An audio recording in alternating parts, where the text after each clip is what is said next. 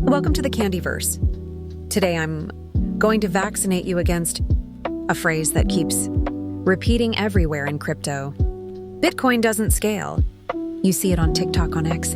Screenshots of Visa processing thousands of payments per second, next to another image showing Bitcoin doing just a few transactions per block, with the lazy punchline, LOL, this will never work for everyday use.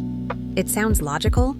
If all you see are numbers and a table, and you assume everything should work like a cool banking app. But Bitcoin is not just another app. It's not a bank with a better logo. It's a completely different category of thing. If you judge Bitcoin using the same yardstick you use for Visa or PayPal, it will always disappoint you because you're using the wrong metric for the problem it's trying to solve. Here's the uncomfortable part. Bitcoin is not slow by mistake. Satoshi didn't mess up when designing the blocks. Bitcoin is slow on purpose because it wasn't born to be convenient. It was born to be permissionless money, something you can't shut down with a decree, freeze with a phone call, or edit in a corporate Excel sheet when it's convenient. The problem is that most people understand scaling as more users, faster speed, done. On paper, it sounds great, but it's a shallow view that ignores what you sacrifice in exchange. That model works perfectly in centralized systems. A company at the center, servers in data centers, a private database, and a team that controls everything from the top. Visa is fast because it's controllable. It can say, these transactions go through, these don't. It can reverse payments, block countries, decide who participates and who doesn't. Bitcoin doesn't want that.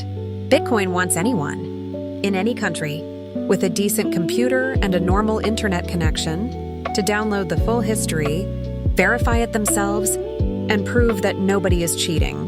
That's real decentralization, not a logo with the word blockchain on it.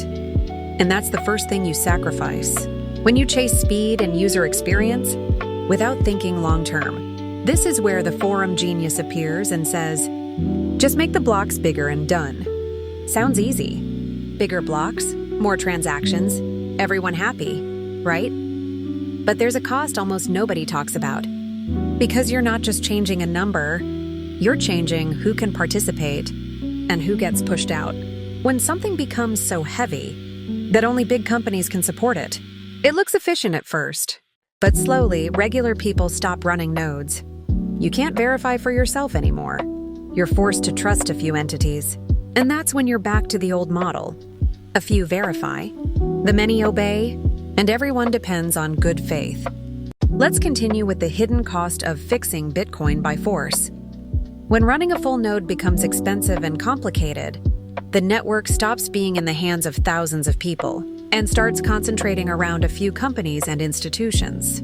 On paper, it still sounds decentralized, but in practice, you've created a new point of control, and that's exactly what Bitcoin is trying to avoid. That's why Layer 1 is so conservative. It looks slow if you see it with app brain, almost boring if you're expecting fireworks. But it's incredibly resilient when you think in decades. The base layer is the vault. It's not the express checkout line at the supermarket. It's the chamber where truth is recorded. Which transactions are valid, which coins exist, who spent what and when, without relying on the selective memory of an institution. Then comes the big question. So how are millions of people supposed to use this? The answer, layers, just like the internet. The internet wasn't born for 4K streaming, online gaming, and social media. It was created to move basic information packets. On top of that protocol, we built layers, services, experiences, the web, email, platforms, apps, cloud infrastructure. Bitcoin follows the same philosophy. On Layer 1, the priority is security, clear rules, and resistance to censorship and capture. It doesn't try to be convenient. It tries to be solid. On upper layers, everything else gets built. Speed, near instant payments, pretty interfaces, cards, mobile apps, payment gateways, and all the things the average user loves. A clear example, the Lightning Network. It doesn't rewrite Bitcoin. It uses Bitcoin as the supreme court. Everyday payments flow through fast channels, off the main chain. Channels are opened. Payments are routed. Channels are closed when needed. And only occasionally does Layer 1 get touched. to settle accounts and record what actually matters. That's how you get something crucial.